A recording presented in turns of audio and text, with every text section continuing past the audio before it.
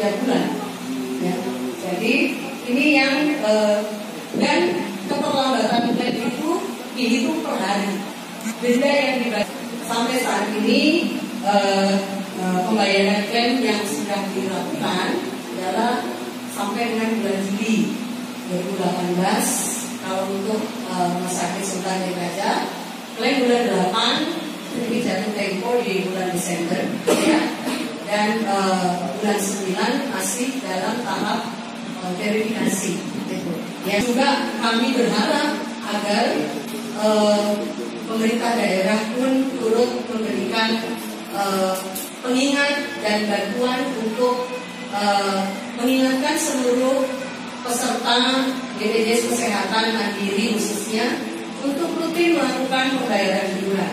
Sama juga dengan kewajiban dari pemerintah daerah juga untuk rutin melakukan pembayaran iuran, termasuk untuk peserta penerima bantuan iuran yang sudah di-cover oleh pemerintah, yaitu sebesar 82.000 peserta ya yang ada di sini.